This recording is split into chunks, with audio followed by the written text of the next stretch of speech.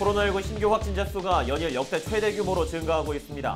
정부는 수도권 코로나19 확산세를 꺾기 위해 12일부터 거리두기 최고 단계인 4단계를 적용하기로 했습니다. 안병용 의정부 시장이 코로나19 방역 수칙을 위반한 행위에 대해 무관용 원칙으로 대응하겠다고 말했습니다. 김광철 연천 군수가 내년 지방선거에 출마할 뜻을 공식적으로 밝혔습니다. 김 군수는 앞으로 기업 유치에 사활을 걸겠다고 말했습니다. 지하철 7호선 양주 옥정 포천 연장선이 광역철도로 지정돼 국비 증액은 물론 2023년 착공이 순조롭게 진행될 전망입니다. 포천시는 7호선 포천 연장선 사업이 최근 국토부에 광역교통계획안 심의를 통과했다고 밝혔습니다.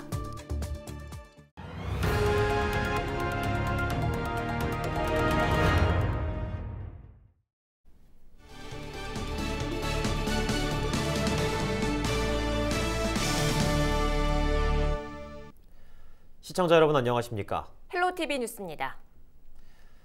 첫 소식입니다. 어제 하루 전국에서 1,316명의 확진자가 나왔습니다. 10명 중 8명이 수도권에서 발생하고 있고 서울은 사흘 연속 500명대를 기록했습니다.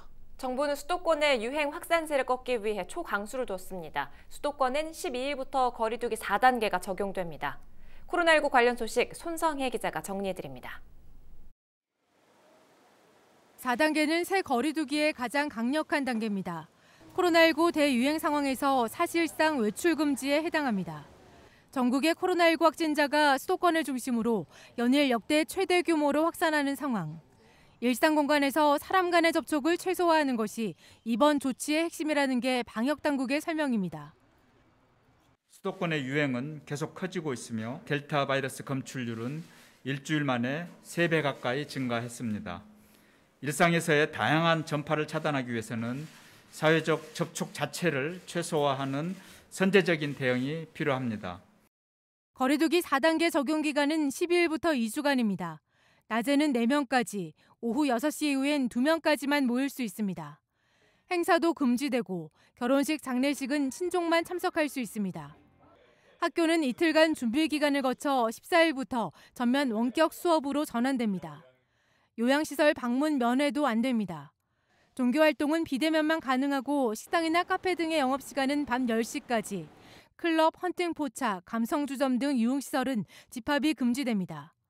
이번 조치로 집합금지 등 운영 제한을 받는 업소는 96만여 곳. 정부는 소상공인과 자영업자들이 불편과 피해를 입게 됐다며 향후 손실보상법을 통해 지원할 수 있도록 하겠다고 밝혔습니다. 이번 거리두기 4단계 조치로 인해서 발생하는 손실도 손실보상법의 보상 범위에 들어가게 됩니다. 방역당국은 이번 주말부터 3명 이상 사적 모임을 자제하고 가급적 집에서 머물러 달라고 당부했습니다. 헬로티비 뉴스 손성입니다. 안병용 의정부 시장이 코로나19 방역 수칙을 위반한 행위에 대해 무관용 원칙으로 대응하겠다고 말했습니다.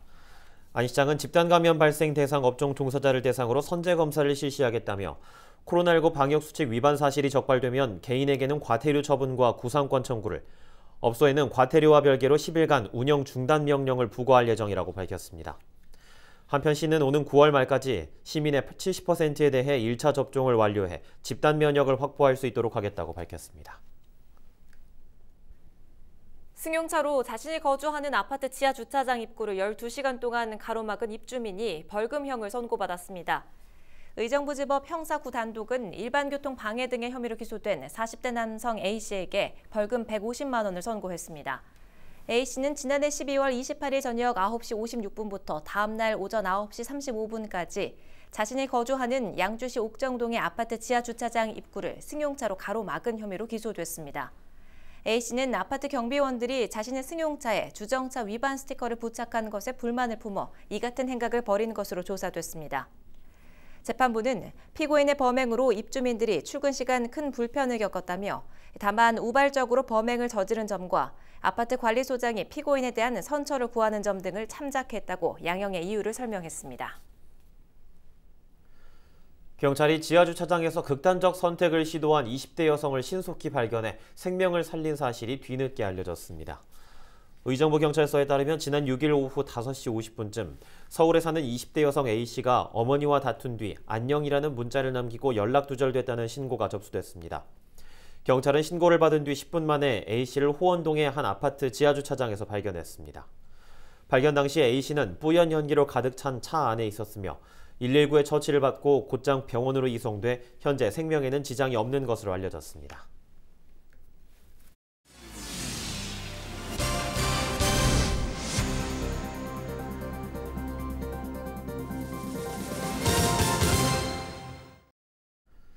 김광철 연천군수가 내년 지방선거에 출마할 뜻을 공식적으로 밝혔습니다. 김 군수는 민선 7기 임기 중 열심히 씨를 뿌렸고 이제 그 열매를 딸 수 있는 때가 왔다고 말했습니다. 이지훈 기자입니다. 민선 7기 취임 3주년을 맞은 김광철 연천군수. 내년 지방선거 출마 의사를 공식적으로 밝혔습니다. 이 자리에서 말씀드리겠습니다. 제가 재선 도전합니다.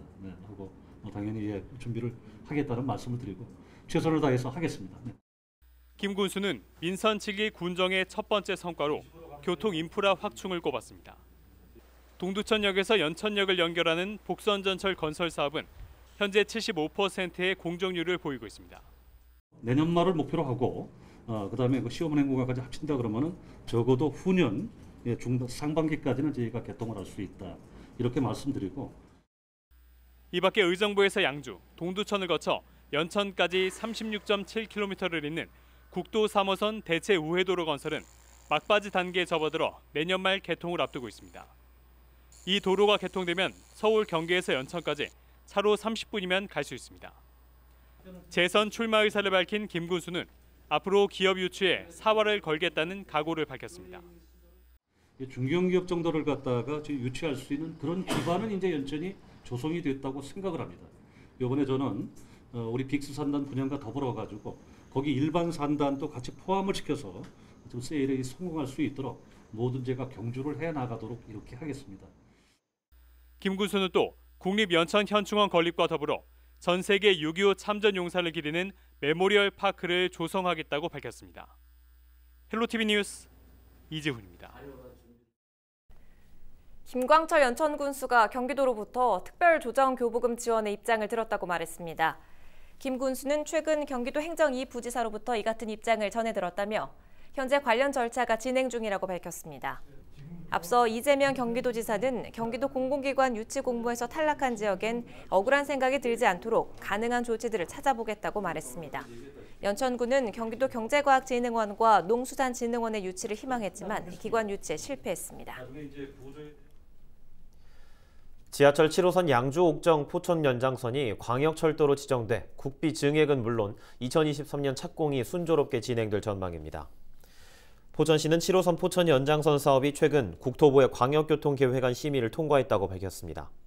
이에 따라 4차 대도시권 광역교통 시행계획에 포함된 포천 연장선 사업은 하반기 기본계획이 수립돼 2023년 공사가 순조롭게 시작될 전망입니다. 옥정 포천선은 양주 옥정 신도시에서 포천시 군내면 19.7km를 연결하는 노선으로 1조 554억 원의 사업비가 투입돼 2028년 개통될 예정입니다. 민선 7기 3주년을 맞아 지자체별 성과와 과제를 알아보는 연속 보도 시간입니다. 경기도민들은 지난 1년 경기도정에 대한 평가를 어떻게 했을까요? 대체로 긍정적인 평가가 높게 나왔으며 향후 도정 운영에 대한 기대감도 높은 수준이었습니다. 김호 기자입니다. 민선 7기 3주년을 맞은 경기도민들은 경기도정에 대한 생각이 어떨까?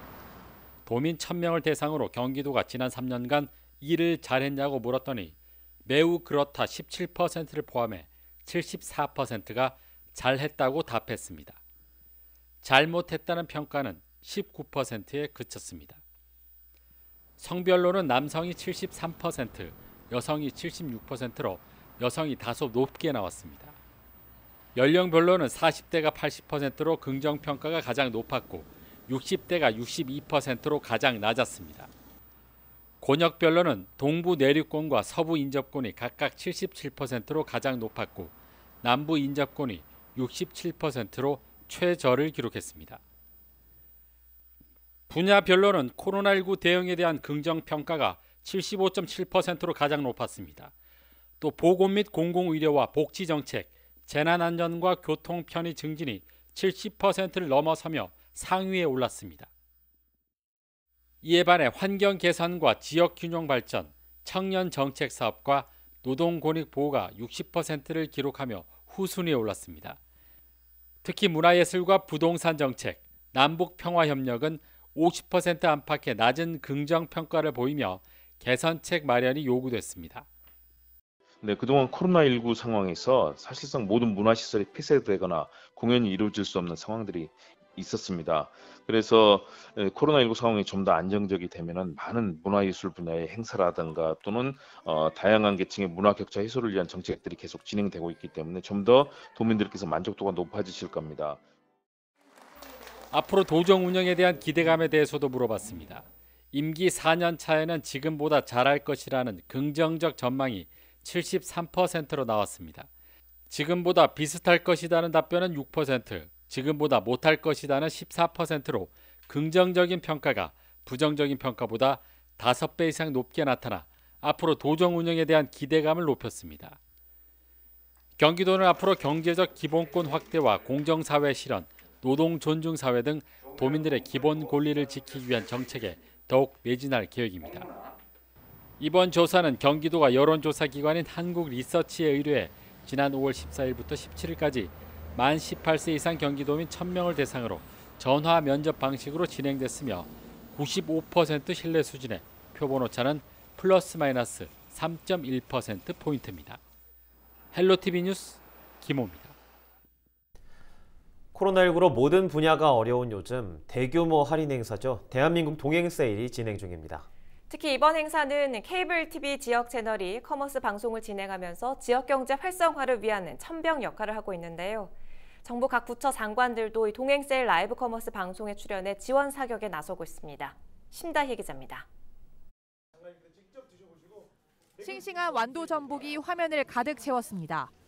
지역 농어민들이 직접 생산한 제품을 TV를 통해 판매하는 대한민국 동행 세일 라이브 커머스 방송.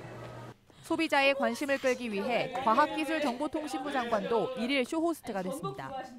익숙하지 않은 방송 출연에 대한 어색함도 잠시, 노릇노릇한 전복구이를 맛보며 흥이 돋습니다. 쫄깃쫄깃. 네, 전복이 정말 쫄깃하고 신선하고 식감이 정말 좋습니다. 대한민국 동행 세일은 코로나19 경제 위기를 극복하고 내수를 촉진하기 위한 대규모 할인 행사입니다.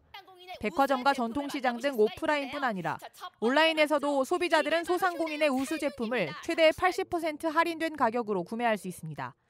케이블 TV 지역 채널은 다양한 지역 특산품을 하루 3시간 3회에 걸쳐 실시간 판매하고 있습니다.